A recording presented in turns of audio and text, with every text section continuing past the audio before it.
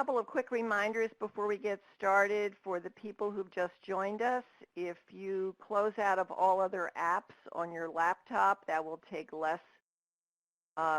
some of the pressure off of the internet and give you a better chance of a good experience. Technology seems to be in our favor right now, so we're in good shape.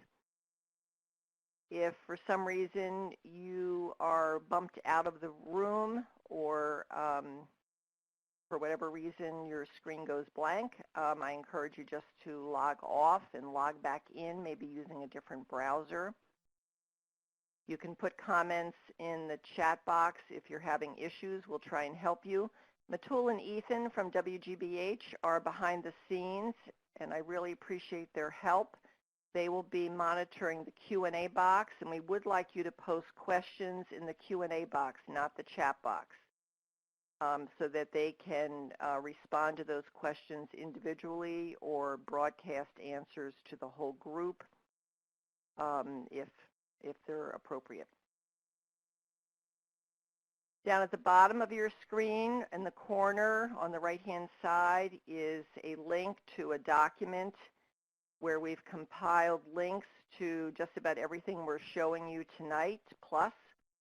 And also there's a link where we share the slides and a link to the post-webinar survey, etc.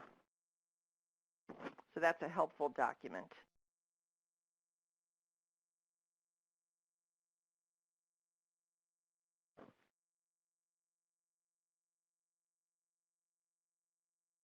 All right, welcome everybody. We're going to get started. This is Carolyn Jacobs. I'm with WGBH Education, and you are all here for a session which is part of a series that we're doing. This is the third in a series. We have one more planned for the beginning of June, and there will probably be others after that. The series on interactive lessons, and this is for elementary students, and we really appreciate you joining us. We know that you have a lot going on, not only personally and globally, but with your students, and we appreciate you taking the time to spend some time with us. We are recording this session. We'll send out the recording link tomorrow in a follow-up email that will include links and the post-webinar survey, etc., so you'll get everything that you need in that email tomorrow. This session is sponsored by PBS LearningMedia and WGBH. PBS LearningMedia is the website where you will find everything you're going to see tonight, all of the interactive lessons. I'm assuming that many of you are familiar with PBS LearningMedia. If not, I encourage you to go to the site, pbslearningmedia.org, and start to explore it. There are thousands of resources for K-12 across the curriculum, and everything is free. Not just free because of the virus. Someone asked me that question recently, but free all the time. I'm thrilled to be joined tonight by 4 great presenters, and we've had a good time planning this session. Paula is with WGBH Education, so I work with her, and Matul and Ethan, who are in the Q&A box, they're also from WGBH. Paula is a producer, a digital producer. She concentrates on science resources, and she's been very much a part of the Earth and Space Science collection that we are offering, and you're going to learn a lot about that tonight, the interactive lessons that are a part of that. It's a program called Bringing the Universe to America's Classrooms, and it's a collaboration between WGBH and NASA. Jenny Finney is an elementary teacher in West Hampton Elementary, West Hampton, Massachusetts. Matt McKettrick is also an elementary teacher in Fall River, Massachusetts. And Sarah, an elementary teacher at Alice Beale Elementary in Springfield. And you can read their bios, by the way, on the page where you registered. the Adobe Connect registration page. We had lots of more extensive bios about all the presenters. So after a very brief introduction to just exactly what interactive lessons are and how you find them, I'm going to turn the mic over to Paula, who will go into some examples of interactive lessons that are part of the Earth and Space Science collection. And she's going to be concentrating on lessons in the K2 and 3-5 grade band. And then we're going to hear from the 3 teachers who each have picked out a lesson that they would like to showcase and point out some of the features and functionality and why they feel that it is a good fit for their students in their curriculum. And then I'll come back on for a few announcements at the end. So interactive lessons, we grappled with what to call them when they were being developed, but interactive lessons are self-paced modules, you might think of them as. They are self-contained lessons that are organized often around an essential question. They have very clear objectives. A student can be one-to-one working their way through a series of screens. Typically, they're designed to take 1 to 2 class periods with a final project that often can be done offline. They all include media, video, short informational text, images. We try to make them very engaging right from the start on the beginning page of each interactive lesson, a very colorful image. They all stress vocabulary, etc., and you're going to hear a lot more about what is in them from the presenters. Part of all of the lessons are what we call, what I think of as engagement or assessment activities. And these are some of the examples. So as a student is working their way through the screens, they will be asked to reflect on what they are reading or watching and take notes. They might have a vocabulary match-it exercise. They might be organizing things into an order or into charts. So this is the list of all the possibilities of the assessment or engagement activities, and not all the lessons include all of them, but all of them include some of them. When you go to PBS Learning Media, we encourage you to sign in. You are welcome to browse the site without signing in, but if you sign in and create an account, then you can save things. You can download and really make full use of the functionality of the site. We've covered in detail how to search on other webinars, and I will tell you at the end where you can find all of our recorded webinars. Well, actually, they're on the WGBH Education YouTube channel. And so we're just going to go very quickly through searching and finding interactive lessons and then turn it over to Paula. So the easiest way to do this is right on the home page, and this is a screenshot of the PBS Learning Media home page, is to click on subjects. And then in my example, I'm just going to choose ELA. And you can see the various subheads under each of the major subject headings. And under ELA, I could choose literature, information text, etc. I'm just going to keep all ELA in my search. And then down here where this arrow is, I'm going to select a grade and a resource type. Now the resource types include videos, lesson plans, PDF documents, audio files, interactives, and interactive lessons. So in my example, I've chosen grade 2, an interactive lesson. And then I've clicked on one of the resources that was in my search results, and this is an example of what a resource page looks like, the Wales interactive lesson.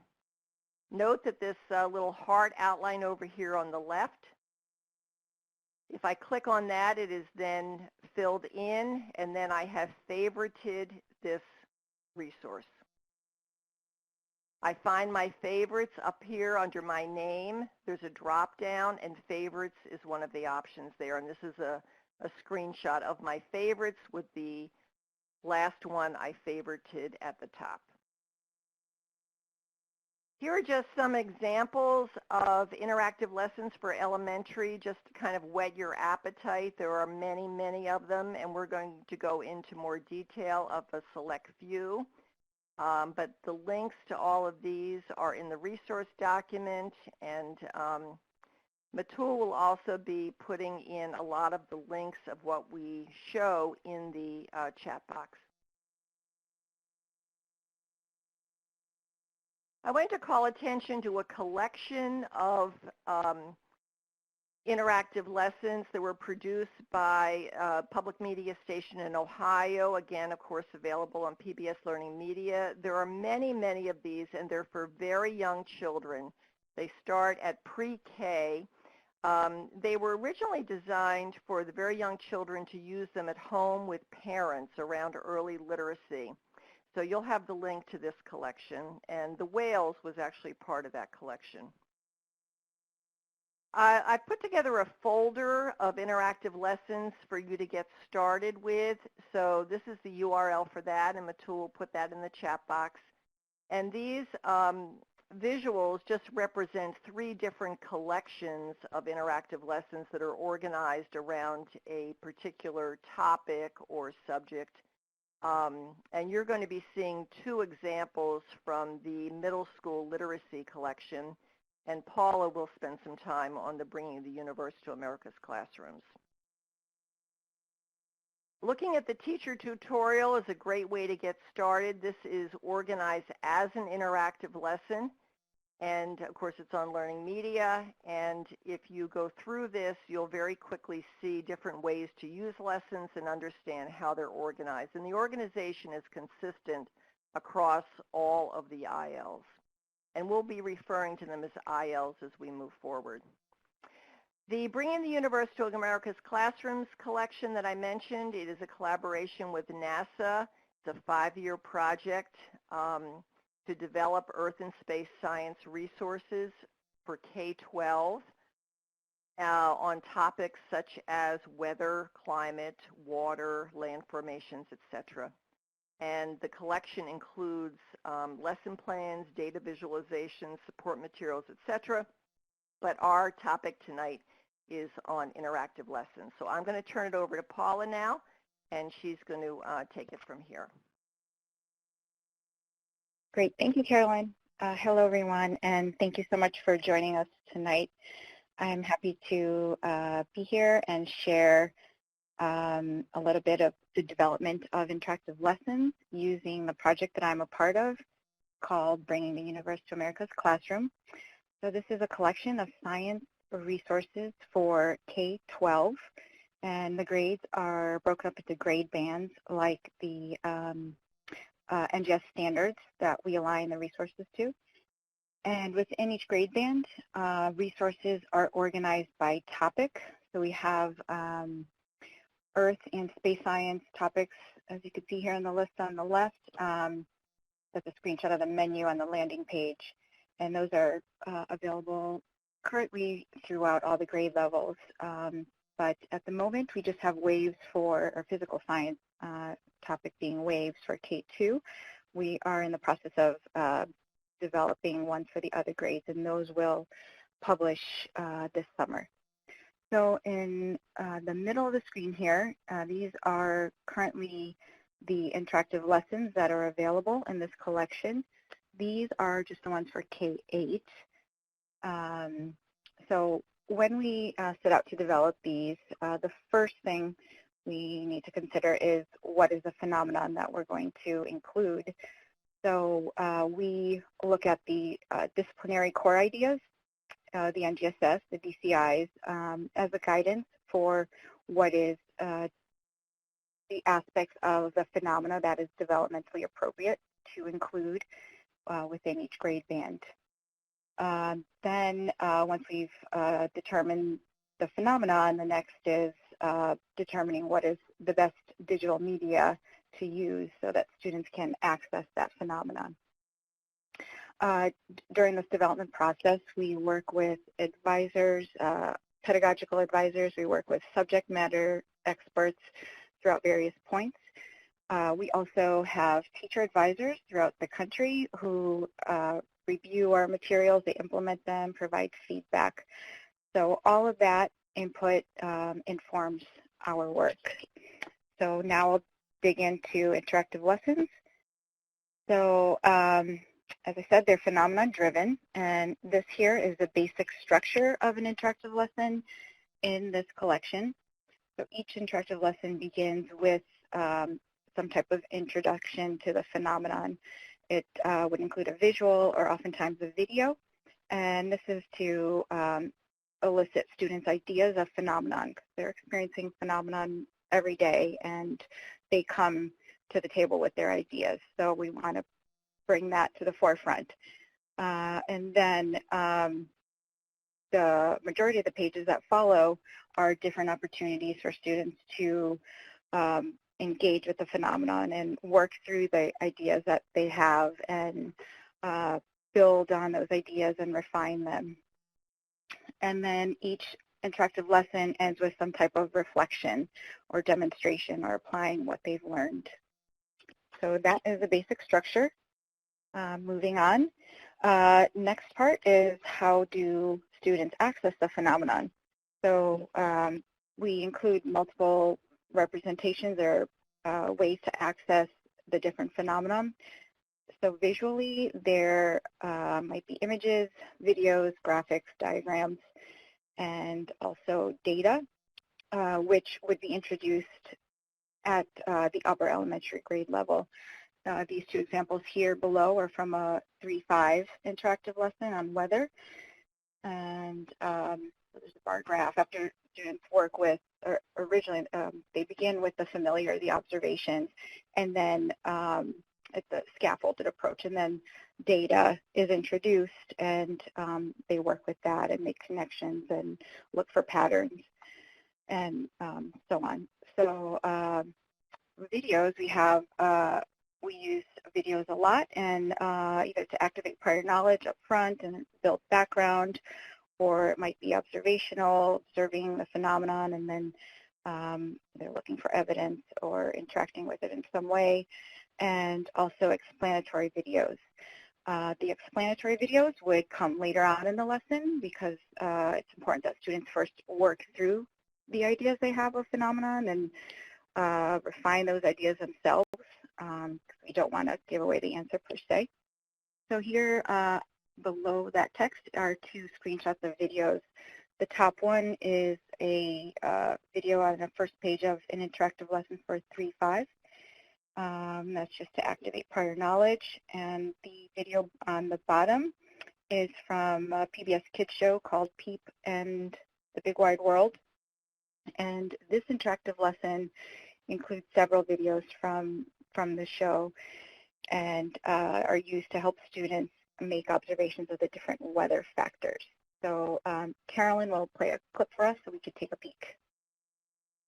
Great, and I would just remind the presenters to make sure your device is muted so that there's no echo. Thank you. Peep and the Changing Sky.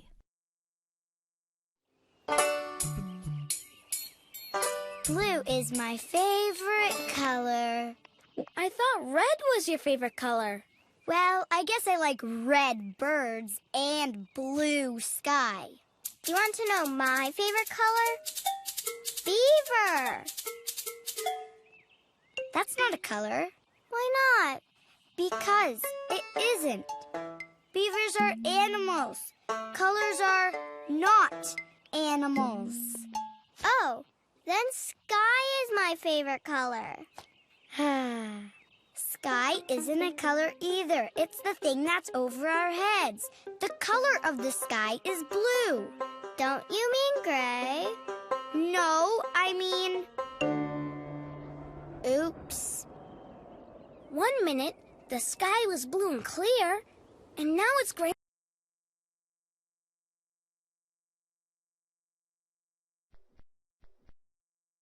Great, thank you, Carolyn.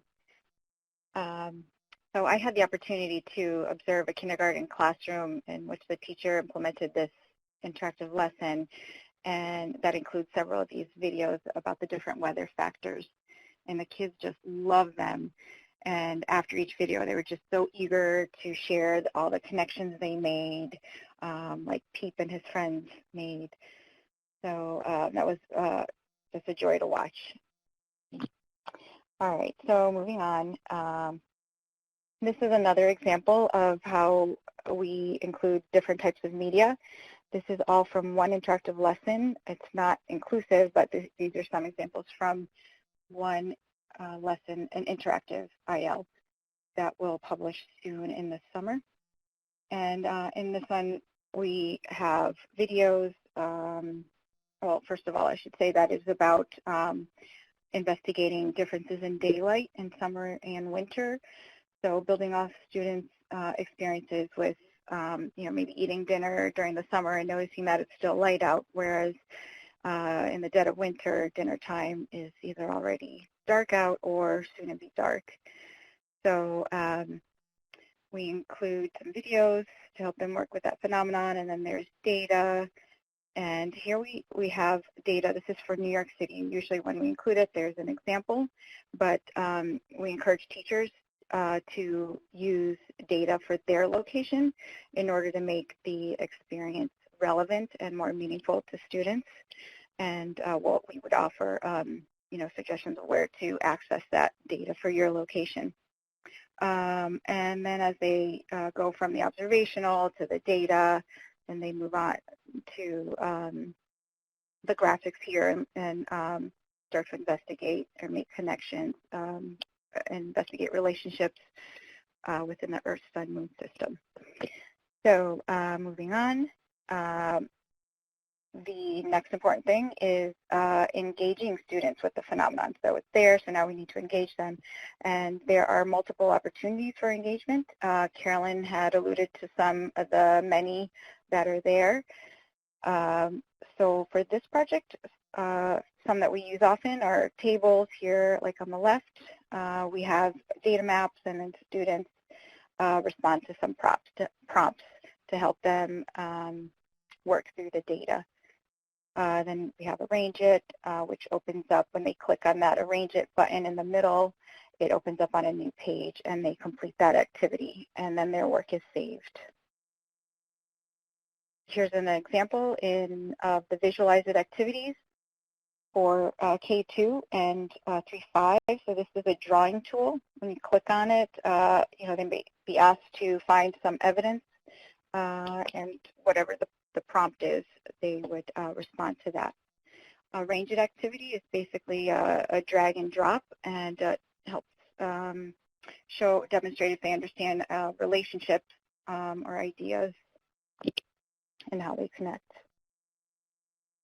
So an important thing in these lessons is that we provide support. So these are supports that are included in this collection. Some of them may also be in other collections. So we have vocabulary support. You'd find the word in a different colored font, and if you click on it, a pop-up appears with the definition. Or at any point in the interactive lesson, you can click on glossary in the top bar, and you would see all the words that are in their definitions that are included. To the right of the glossary, there is an option for the Spanish version. To the left of glossary is where all the work is saved. If they click on that, they'll see all their work. Then there's also this synchronized audio and text feature. Students want to have the text read aloud. They would click on that, and the words are highlighted as it's read. One thing to note, I've been told that this is getting an update, so when you go in there at some point in the future, it may look a little different. And over to the right, some other features are closed captioning. That it shows the captions, students can read along. And also we have descriptive video for the ILs or videos in this collection, not only the ones in the interactive lessons. And this is to help low vision and blind students. It includes additional narration that describes the scene, anything that is not included in the original narration. So another important thing to note here is that when you get to an interactive lesson, there would be a note that that lesson is associated with a lesson plan. So if you click on that link, you would be taken to the lesson plan page where you can find more contextualization, a lot of support handouts, with sentence starter handouts, and different ways and suggestions to implement the lesson. So that is it for me. I hope you check out the collection. There are more than just ILs. We have a bunch of other things to offer. So with that, I will pass it on to Jenny. Okay, hi everyone. My name is Jenny Finney. I am a 6th grade teacher and I am currently in my 20th year of teaching. I teach at an elementary school. It's in a small town, and there's about 125 students in the whole school from pre-K through 6th grade, and we are all self-contained, in which there is one teacher per grade level. So at 6th grade, I'm teaching all of the subjects. So I'm going to share with you an interactive lesson called Ratio and Proportional Reasoning. And this is designed for students in grades 5 through 8. It is part of the Inspiring Middle School Literacy collection. These are online self-paced lessons designed to enhance the literacy skills of struggling readers. The lessons incorporate videos, interactive activities, note-taking, reading, and writing, which are all connected to science, social studies, math, or language arts topics relevant to students' lives. This particular lesson that I'm highlighting teaches students how to use proportional reasoning in order to interpret food labels and make healthy eating choices. Students develop their literacy skills as they read informational text, learn and practice vocabulary words, and explore content through videos and interactive activities. So whether you are an elementary school teacher working in a self-contained classroom, or maybe you're part of a departmentalized team, the goal is to promote reading and writing through all areas of the curriculum. This slide here shows all of the 6th grade standards addressed in this particular lesson in the areas of ELA, which is the reading standards for informational text and writing standards, as well as math and health. So I know that it's a little bit more challenging to find lessons that integrate both math and ELA. So that's one thing that I really liked about this lesson. And then also in my small school, we don't have a health teacher. And the only way that these students are learning about health is what the teachers present to them. So I love the idea that this lesson teaches students how to maintain a healthy lifestyle. In terms of student engagement, not only is the topic relevant to children's lives about making healthy choices about what they eat or drink, this is also presented in an interesting way for students. So this lesson begins with a scenario about being thirsty and choosing something to drink, and then following with a thought-provoking question saying, quick, which drink should you choose? So I know that got me thinking about what I would choose to drink. So after that question, we come to a video. It's a very short video clip. We're going to take a look at it right now. I'm Spencer. And I'm Demetrius. You know, a lot of people tell us that we should try to eat healthy and get more active. And they also tell us about what can happen if we don't, like diabetes, heart disease, and cancer. Yeah, but how are you supposed to work out when you have such a packed schedule? And you know, it's so confusing about what's good to eat and what's bad to eat. We discovered that when we picked up a couple drinks and started looking at the labels.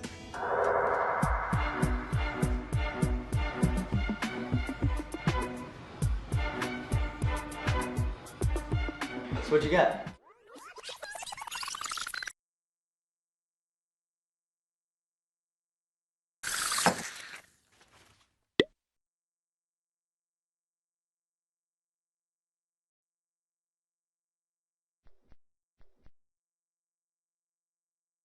And it's a short video clip, to the point, keeps kids focused, ends with, what'd you get? and then you have that question mark. It's kind of like a cliffhanger working to keep those kids engaged. So then students think about what healthy drinks these teens could choose. They think about what it means to be healthy, and then they write about it. And what's nice about this is the expectations are very clear. Students are asked to write your answers in 2 to 3 sentences in the box below. They click save. It gets saved in their file so they can come back and refer to it at a later time. This next slide is great if you happen to work in a school where you need to post your objectives, or if you happen to have those students who say, well, why are we learning this? This next page is a brief overview for students to let them see what they'll be learning, what the skills are. It has the big ideas of the lesson. It has the reading and writing strategies that students will focus upon, and it lists those vocabulary words. Taking another look at the vocabulary, the layout's very user-friendly. Each page has the same setup with the toolbar across the top. It shows the menu. When you click on the menu, it lists all of the links to the different pages. There are 11 pages in this particular lesson. It has my work. That's where the student work gets saved. And then there's the glossary at the top. Students can click on that at any time and take a look at the words if they need to. And this shows what the glossary looks like when you click on it. And then as students are reading the text, Paula mentioned that the vocabulary words are in a different color font, so you can see 3 of the vocabulary words on this page. They stand out. If the student wants to see the meaning of just one word, they can click on the word and read from there instead of opening the glossary. So that's really nice. They have a lot of access to that vocabulary throughout the lesson. The support materials are great. For this particular lesson, there is a teacher's guide, and the teacher's guide is 8 pages long. It can be downloaded. It's in PDF format, and it's very detailed. You can see from this list that there's a lot provided. It's very well organized. There's bold font, italicized font, there's bulleted sections, section dividers, so it's not like reading 8 full pages of text. It's split up, nicely set up. So before the lesson provides a list of 6 pre-teaching strategies that teachers can use to introduce the lesson and content. This is very helpful to go over with students before we just send them off and say, go ahead to the computer. You can kind of pre-teach and set it up ahead of time. And then the aids and extensions provide suggestions to help students if they're stuck on a particular screen, if you need to prepare students for completing their writing assignment, or even as follow-up discussions to reinforce learning. The next few slides I'll share with you highlight the variety of assessments that are embedded within this lesson. So the students create what we call a packet of materials that they submit and they can reference at any point when writing their final assignment. So the packet serves as a formative assessment to monitor students' work as they progress through the lesson. And this type of assessment here is notes, and students can take notes on 4 of the pages. And I've included a sample here in which students describe how they would set up a proportion to figure out the percentage of calories from fat in a sandwich. And then when they click save, it gets saved into their materials. Okay, at the top here, we have multiple choice questions. These are presented halfway through the lesson, and they review what students have learned and allow the students to see their own progress. They would click, this is a review it, as Carolyn showed us in the beginning. And this particular lesson includes 3 questions, each with 3 choices. And after a student submits their answer, it will correct their work and also provide an explanation as to why the correct answer is correct. And then at the bottom of this slide here, we have something else called a match it. And this is an interactive activity in which students drag vocabulary terms into the correct sentences. The list of the words on the right of the page, students will drag and drop it into the appropriate space on the left. And then when they submit their work, they get to check it against the answer key as well. And what's really nice about this one is that when students are finished, they're asked to choose 2 vocabulary words and write a new sentence for each word. So they're also practicing that writing skill. Okay, we have something called Arrange It. This is another drag and drop. This particular activity, students categorize different snacks according to their nutritional information. Students will need to determine their answers with either paper and pencil or maybe a calculator. This one does not provide the correct answer for students, and what you could do with this is it allows for a class discussion. So you might choose to teach this lesson over 2 days, and maybe this is a stopping point, and you come back and talk about this the next day. So I like that it allows for that discussion piece to occur as well. Okay, the final assessment.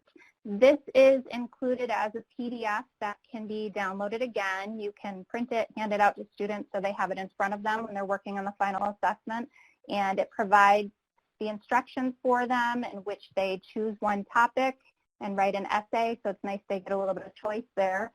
They organize, it's very clear, it says organize with 3 supporting details that you've learned from the reading, videos, and other materials in the lesson, and use at least 3 vocabulary words as supporting details. The vocabulary words are listed, and then the topics you can see on the side. They can pick one of the 2 to write about. And at any time they can go back and see the notes they've recorded throughout the lesson, because those are saved, and use that as they're writing.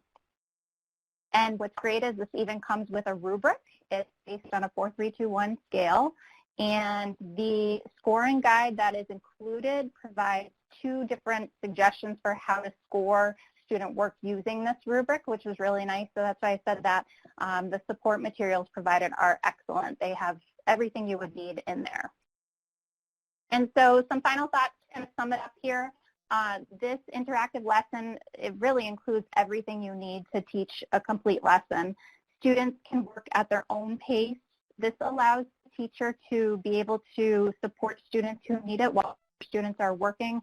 I know at my grade level, if I tend to walk away from students, they might start chatting quite a bit. So if students are engaged on the computer, this allows me to walk around and provide support to other students. Students can work individually or with a partner. So maybe if you have some struggling readers, you might want to pair them up and let them work with somebody else to get some more help. This lesson could be integrated into a unit, or it could even be used as a standalone lesson, and might even be something you want to leave for a substitute teacher. So in conclusion, it's basically, I'd say this is an excellent lesson for distance learning as we try to address the many prerequisite content standards. And of course, it promotes the reading and writing across the curriculum in both math and health. And I'm going to turn it over to Matt now. All right. Thank you, Jenny. Hi, everybody. My name is Matt McGettrick. I have been a teacher for 12 years. I have a background in secondary and elementary education. I'm currently, I'm currently a 5th grade teacher in the Fall River Public School System at Laterno Elementary School. And we do work with over 80% of our students at risk. We also have a very large foundational English program. So every grade, grades K through 5, has a foundational classroom that goes with it. And we also have a very large ESL program. And so keeping that in mind, the lesson that I'm going to highlight tonight is Baseball and Social Change, the story of Roberto Clemente. And this is also from the Inspiring Middle School Literacy collection. It's grades 5 through 8. And I know that that seems like it might be a range if you're teaching 5th grade or you're teaching 6th or middle school. But I do have to say that the team did a really great job at compiling a program that will work for 5th grade and will work for the rest of middle school. So if you're worried about lifestyle or the level of rigor, it's a really nice balance to push, but also not something that's going to take them out of a comfort zone necessarily. So I chose this lesson because, A, I have several students who are huge fans of baseball, so knowing your students is definitely, obviously, as we all know, a very helpful way to engage them. But I also chose this because it a very solid tie-in to what we already cover in elementary school or in grade 5. So take a look here. It has an emphasis on informational text, which, as we know, is a standard that a lot of our students struggle with. And it does provide them with an opportunity to examine an informational text in a way that will help them master the standard. It also appeals to cultural diversity. We teach across the state, we teach a very diverse makeup of students, and this helps engage students from different areas of culture. It's also very engaging too if you have anyone who likes sports or baseball. So engaging those struggling readers or engaging someone who may not want to necessarily examine the informational text. This is a huge way to bring them in a way that they wouldn't normally look at things. It also ties in perfectly. So if you, so for example, I put in here, we use Reading Street curriculum in my school in Fall River, and we do a whole thing about Satchel Paige and integration into baseball and overcoming challenges. Is also an overarching theme that we cover throughout pretty much the whole year. So for this lesson, it hits all of those needs and all of those topics in a way that helps review the concept with students. And it is a very high interest piece for a lot of our students that we work with. So it does address those needs, but it does, like Jenny said, it does have those built-in pieces. So the vocabulary is there for them if they need it. It's the same format. It walks you through everything. So if you look here, it will provide you with essay choices instead of one option. So if your school is practicing a UDL model, or if your school is practicing student choice, which is a really nice way to engage all of your learners in a way that helps them, the essay options at the end of the assessment are a great way to allow your students multiple options of highly rigorous responses to show their mastery of learning or their mastery of the skills. And it does do such a great job at blending in the nonfiction text features. So if you're looking for to review headings or the graphics, the informational text in the article that comes with this lesson really breaks down those nonfiction text features and allows for the students to engage in the text in a way that will definitely help them. Thanks to the glossary and the vocabulary, it is a really solid way to break down the issue in a student-friendly way. This lesson focuses on assimilation and identifying culture in different ways, and it is, integration and segregation are all very hotbed issues. And they can be a little hard to teach to a younger audience, so I think that this lesson does a great job at breaking that down in a way that makes our students understand, in a way that will help them, it helps explain the issue in a way that's not going to frighten them or anger them. It's going to explain it in a way that's very much a way that our students can understand, even in grade 5. So, 5 through 8 does a great job for that. And it also allows for student voice. And I'll get to that at the end. The matching craft organizers that I'll talk about at the very end allows for your students to type in their own answer. So if there's something that they've discovered throughout the lesson, they have a chance to add it at the end. I think that's a great feature because sometimes the student will be really attached to an issue or an idea, and it may not be the key issue that you're addressing, but they may want to share it. And this allows them to make their own tiles in an activity. And I'll show you that in just a couple minutes. And it really does allow. It also lets them see their work, like Jenny mentioned earlier, and then it allows them to revise their work as they go. So it's a great means of formative assessment for your students to really go back and look at their work as they go. So this next slide here will show you the same thing. It's a brief video, and we're not going to watch the video, but just a quick note on these lessons to begin with. They are the videos are very brief, but they do engage the students in a way that makes them want to keep going. And then it also provides them, so you'll see at the bottom here, what challenges did Clemente face when he joined the Pittsburgh Pirates.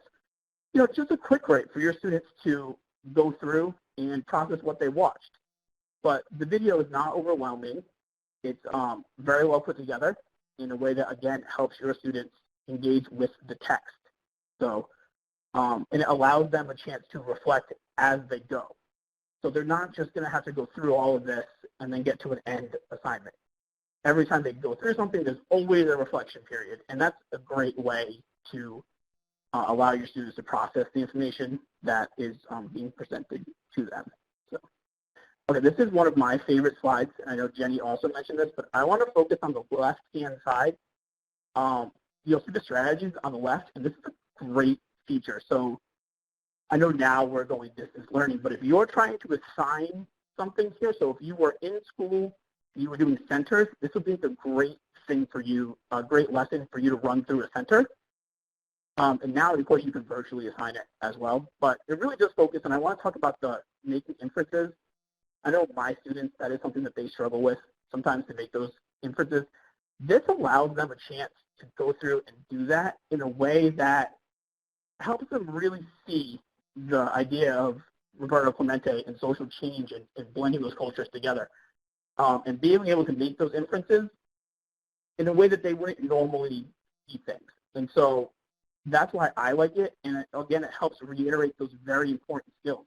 We know that on assessment that comes up. We know that several students struggle with it. So this is a nice way to reinforce those skills.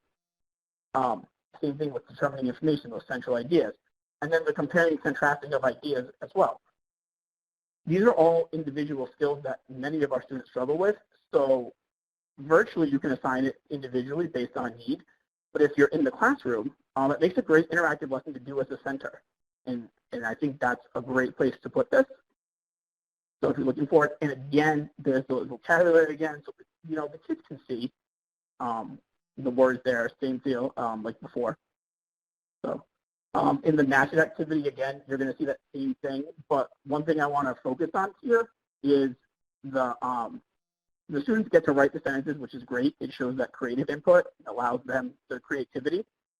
But then more importantly than that, when they get to the vocabulary section, this is a great place to review too. If you're trying to build in like a context clue or contextual vocabulary skill, this is a great place to do it. If you look at that first one, in the American South in the 1950s, local segregation laws kept people of different races from mixing with each other. So, you know, you could take it a step further and ask the students, like, what were the key words that helped you identify that that word correctly is segregation? And I know that I've done this a few times with my students as well. It's definitely helpful, and it definitely allows them a chance, again, to bring in these other skills that we know they need reinforcement with, but in a way they're dragging and dropping, and then they get to check their work. So it's a very low-pressure way for them and for you to see how they're doing with these skills. So I love this, especially for the idea of the vocabulary. So then you get towards the end here, and there's the arranging activity where they're going to compare and contrast the cultures.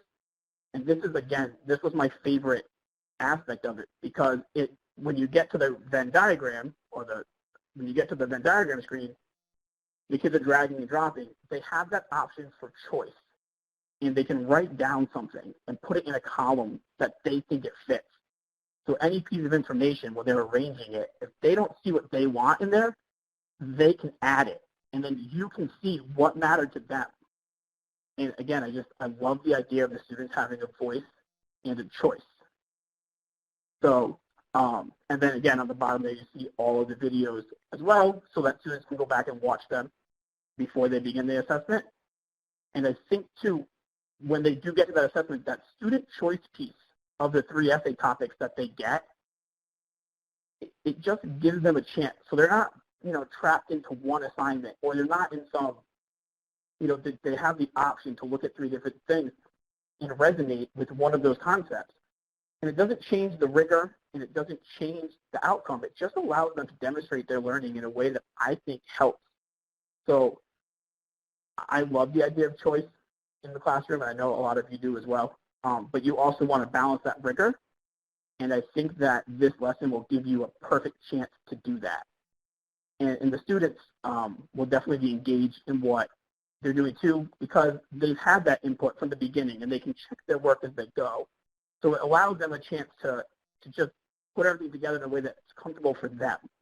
So even doing it virtually, it does make a great piece to add to your Google Classroom page or to add to your instructional platform, because it does give them that chance to really go through and to really show learning in many different ways. And I think that's a great feature here. And I also love that it does review them. It does review the videos and the text again.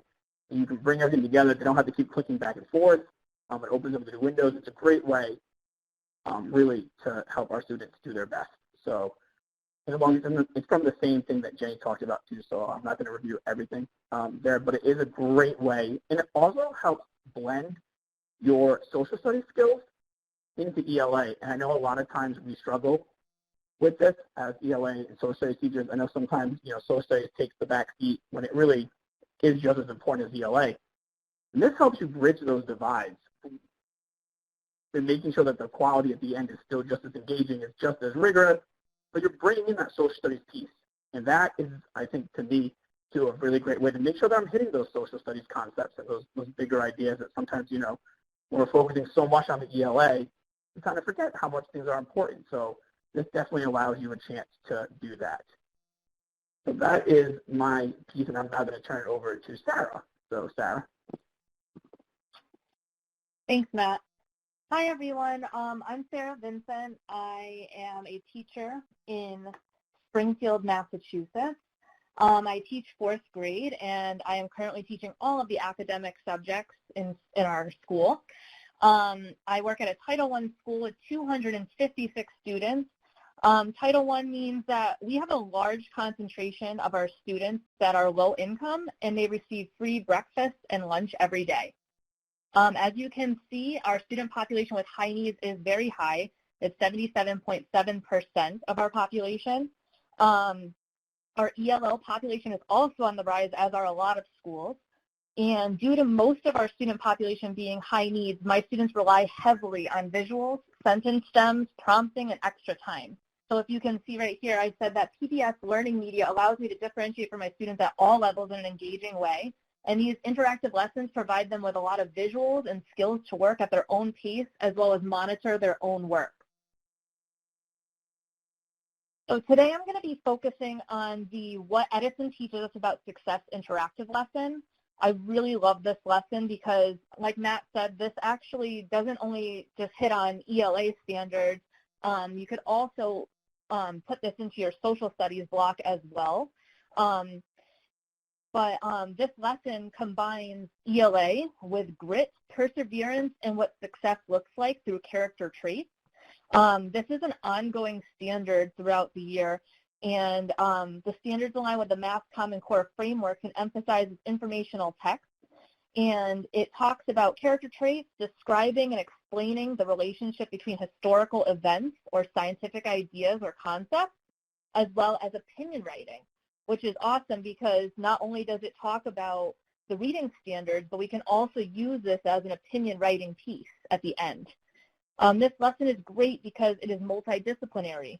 You can use this lesson in the classroom or at home because now we are remote learning. So this would be great to use at home as well as a reading, writing, or social studies activity. You can also use this, like Matt said, he mentioned that he would use his in centers. Well, when we go back to school, you can also use this in centers or for guided reading activities. As you can see, like Jenny mentioned before, you can see that at the bottom it says that there are many support materials for teachers, and it also gives you the standards that I was talking about as well.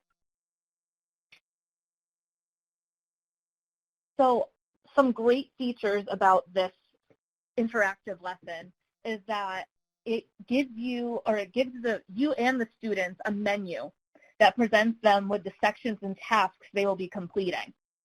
This allows for easy navigation, which my students really need, especially being the majority of ELL and SPED in my classroom.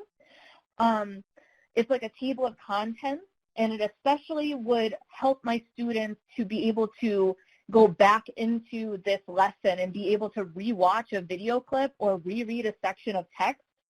And if you can see right next to the menu, there's a My Work section where the students can go back to their work that they have completed as often as they would like. They can edit and revise. They can add to things or take away.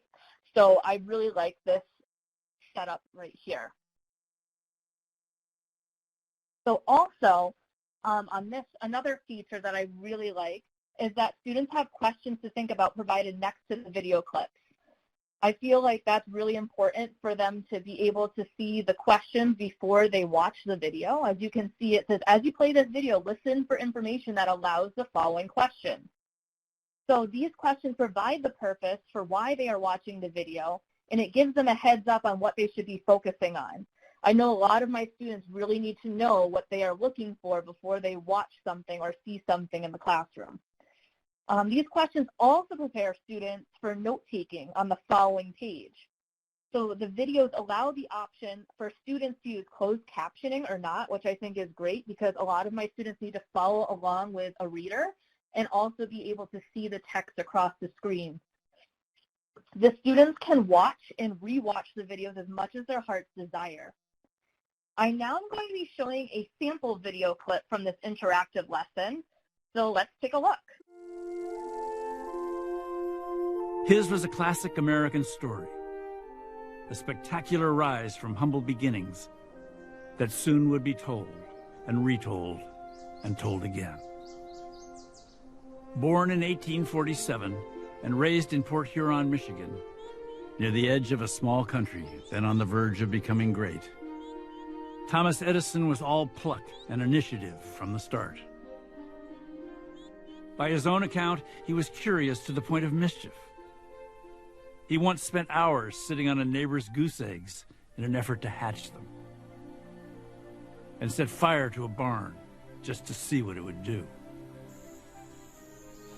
Given just 3 months of formal schooling, he spent the carefree afternoons of boyhood reading his way through the library and obsessively conducting chemistry experiments in the cellar. Money was tight, so to finance his dabbling, he went to work at the age of 12, taking a job as a newsboy on the train that ran daily between Port Huron and Detroit.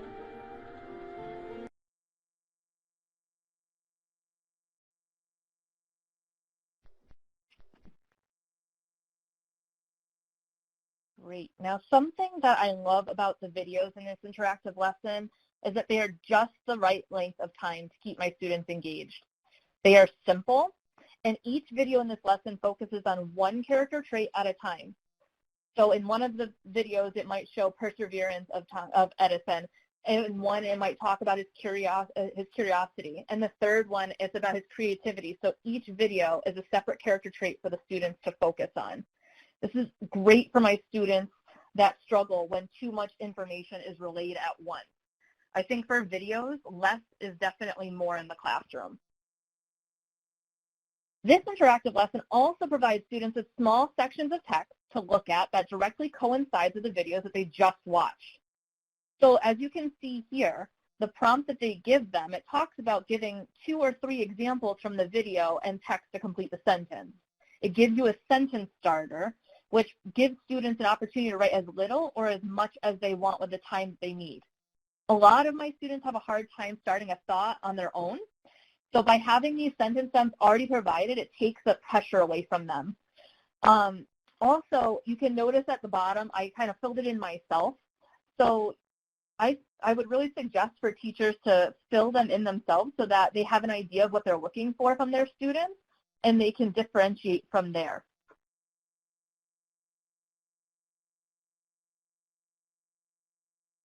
So here are some ways to check for understanding. There are a variety of ways, actually. There are finish the sentence responses, which I just showed you. They have student reflections. If you can see the top right, it actually gives quotes credited to Edison, and it actually asks the students to choose one that reminds them of an experience that they've had in their life. So that gives them the choice. They don't need to just use one quote that they force them to write about. They get to choose between the two that really brings their experience of their own life. There's also an arrange it, which is a drag and drop, where students have to match examples of curiosity, perseverance, and creativity into the correct categories of the graphic organizer using the facts about Edison that they've watched in the videos and read in the text. They also have questions to think about before they watch the videos, which I mentioned previously, like in the left corner in the bottom. You can see it asks some questions before that they watch the video. For their final task, all of the previous activities that we just saw and that you'll be able to see with this interactive lesson lead up to a final opinion writing task. On this page of the lesson, it prompts students to check back on their work. It says review right there, and it says to click my work to see the notes you've already taken, so it could help them form an opinion on this. It asks them, or it says, and I also love how all the videos are in the same place for the students. They do not need to go back into the menu and start looking for the videos. They're all right there to rewatch over and over again if they need to. I love how everything is on the same page because I know that my students get really unfocused if things are not organized in one space. So this is a really great way to have this writing assignment in one space with all the tasks that they need and all the resources. The writing task provides students with a checklist, which my students really need. They really need to see what they need to have incorporated in this. This lesson can prepare students for research writing projects by showing note-taking strategies using text and videos. When I use this lesson, I'll be allowing students to work with partners. They can do this virtually or also in the classroom. I'll be providing vocabulary cards with definitions and visuals of curiosity, perseverance, and creativity for my ELL and SPED students. I'm going to give students an option as well to use graphic organizers to write on paper to plan out their writing assignments. And for the reflections, I would provide sentence stems as well, just like they gave in the first fill in the sentence that I showed you. Because they would have to choose quotes about Edison's character or quotes that relate to their own lives. For my students that are on or above grade level, I think I'm going to expand this a little, and I might have them complete an introduction and a 2 to 3 body paragraph and a conclusion. And I just really can't wait to use this lesson during remote learning and when we go back to school. It's just such a great activity, and I really hope that everyone takes a look. So now I'm going to turn it back to Carolyn. Thank you very, very much. And you can see that the presenters are very enthusiastic and have lots to share. And I apologize that we're at the end of our session. I do have a couple of important announcements, but feel free to log off if it's you're putting kids to bed or it's your own bedtime, and we'll make sure that the announcements are on the recording. So there are a couple of important places for you to go for help on navigation, help with using the interactive lessons, whether it be to get your students logged in, viewing students' work, etc. And we'll put these in the chat box, and they're also in the resource document at the bottom of the screen that you can download. So the site itself has a very robust help menu, and there's a link to that on this slide. There are also brand new, very short video tutorials. So if you go to PBS LearningMedia, this is a live link right here on the slide. Atul will also post the URL for it in the chat. And if you just search tutorials, you'll find them. And I think they're very helpful and well done, and they're brand new. They were just published a couple of weeks ago. At WGBH.org, this is the WGBH main website. There's a new distance learning portal, and you can see in the menu where the arrow is, there's another type of quick start guide to help you get started with PBS LearningMedia and with interactive lessons. It's a brand new feature that you can log into and launch an interactive lesson without being signed into PBS LearningMedia. That's new. In the past, we haven't permitted that for, we thought that students, if they were not logged in and they went through and saved their work, and then it wasn't there when they went back again because they hadn't created an account, that would create problems. So we have created a way to do that now. So if you are just previewing lessons or if your students are clicking around to different lessons, they do not need to be signed into the website. If they do start to save some of their work, it will probably still be there throughout the lesson, but if they log off and close the browser, it will not be there. And I just have a couple of announcements. We record all of our webinars and we post them on the WGBH Education YouTube channel. And there are many webinars that we have run since this nightmare of virus has been going on to help people get started quickly with PBS LearningMedia and with interactive lessons in particular. So check out the recorded webinars on the YouTube channel.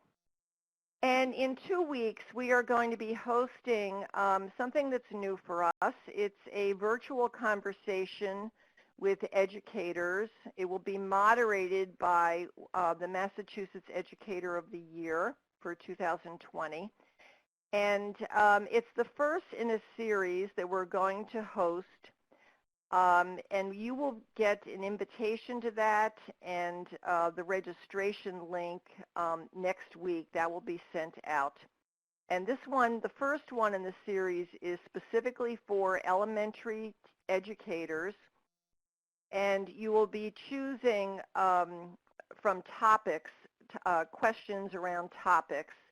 And we will be organizing it in breakout rooms using the Zoom platform. So more of that to come.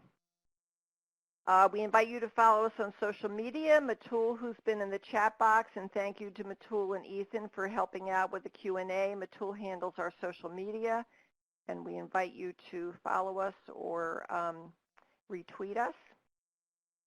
And the post-webinar survey, if you complete a very brief survey, and we'll put this link in the chat box, we will, after you complete the survey, you can then download a certificate of participation that acknowledges your participation this evening.